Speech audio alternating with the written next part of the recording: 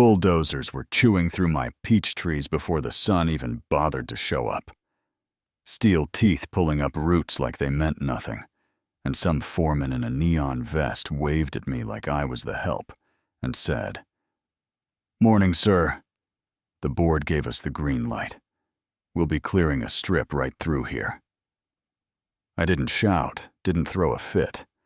I just stepped to the edge of that trench, lifted my hand to the operator, and the engine died. Like it suddenly remembered whose land it was. The birds came back, my pulse settled, and I said, "Not one more inch." He tried to hide behind the word permits like it was armor, but paper doesn't make theft polite. You know what I mean? And if you want to know who I am, my name is Cole Bennett. Most folks around Pine Hollow know me as the man who sells peaches out of a crooked stand and fixes irrigation with baling wire and patience.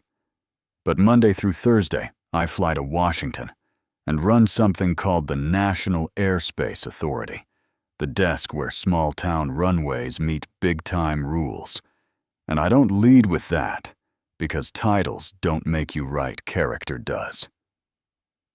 That morning, I was not a director. I was a son and a brother and a husband, standing on dirt. My daddy bled into, and my mama prayed over, while Lena jogged up with flour on her apron and stopped cold at the trench. Renee handed me coffee with that look that asks, "Did you tell them who you are?" And I said not yet, because a hammer fixes some things and ruins others. Our boy Jordan rolled his eyes and said, "Time is what bullies use to finish the job." And I told him sometimes, you let folks write their own indictment. It reads better later. Word travels fast where porches are close and groceries run on gossip. The HOA president Marilyn Shore, Navy suit pearls.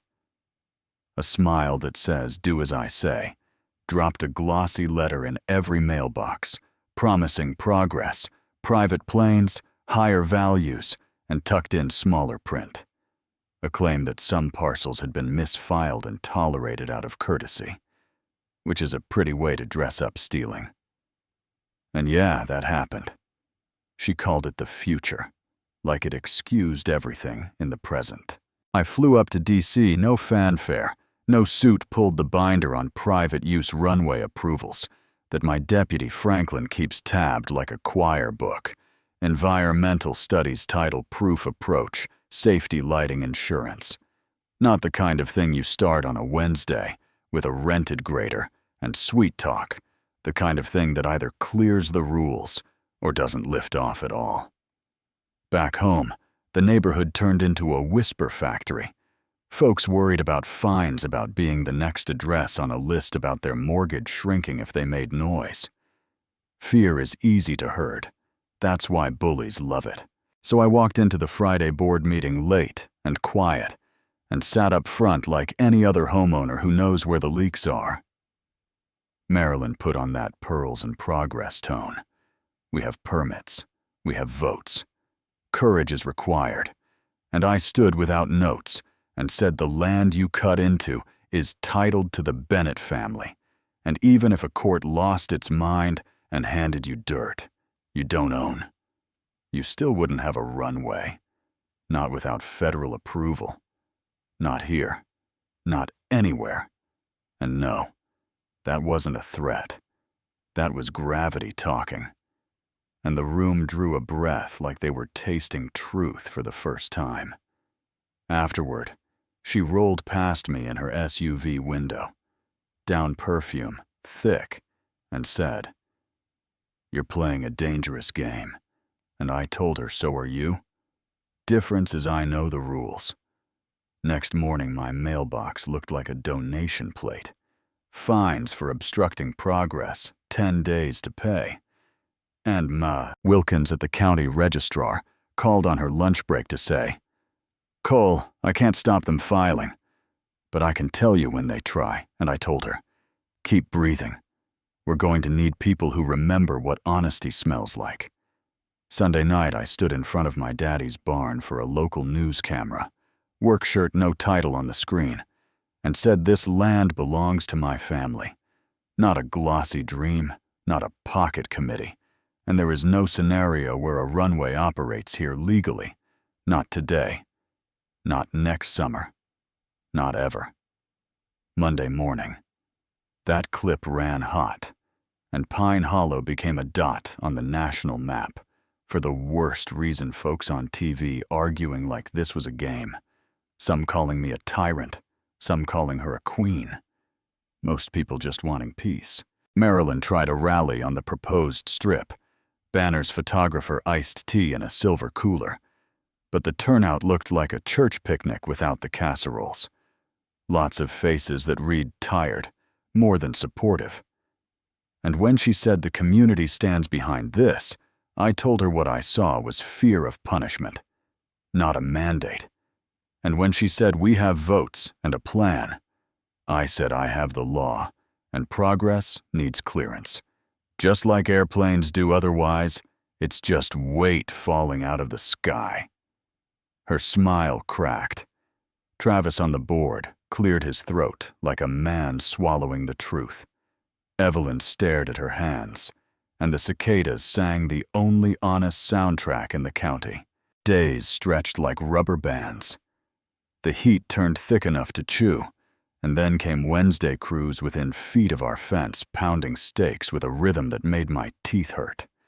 Neighbors drifting to the line with coffee cups, and worry kids holding marker signs that said, "Respect the Bennetts and no runway on stolen land." And I walked out in boots with a folded order in my pocket and told the foreman. "Shut them down," he said. "I have instructions," and I held up a federal grounding order and said, "You keep going and you won't answer to a clubhouse. You'll answer to Washington," and waited. While he searched my face and the paper and the crowd for a way out. And finally, he made a small circle with his arm, and the machines coughed into silence. Somebody clapped. "Somebody," cried Lena. Exhaled like she'd been holding her breath for 50 years. And then Marilyn's SUV sprayed gravel, and she came at me with anger, drawn in a hard line. "You think you've won? You think paper scares me?" And I told her it isn't fear, it's law. And you tried to turn a neighborhood into a kingdom and forgot the ground isn't yours to crown. That line just hung there while the crowd shifted. The mood turned like a sky right before a storm breaks. Travis said. "It's over. We're burning down our own house," Evelyn said. "We should resign before we bankrupt the people who trusted us." And for one bare second, I saw the cost arrive in Marilyn's eyes. Then she shut her mouth and left. The week after the board dissolved, her lawyer backed up slow. Like he finally saw the Cliff County records confirmed what grandmothers already knew. Title clean, claim not. The petitions got filed. The injunction shelved, and normal came back shy at first, and then louder like laughter. You forgot you could make. And here's the part people argue about at the diner. I could have crushed this at the start. I could have made a call from a porch swing and ended it in an afternoon. But I wanted my son to see that power is a tool, not a toy. I wanted my neighbors to see the difference between leadership and loudness. And I needed Marilyn to be Marilyn long enough that when the ground gave way, no one could say I dug the hole. A few Sundays later, we met in the church fellowship hall because the clubhouse had lost its shine.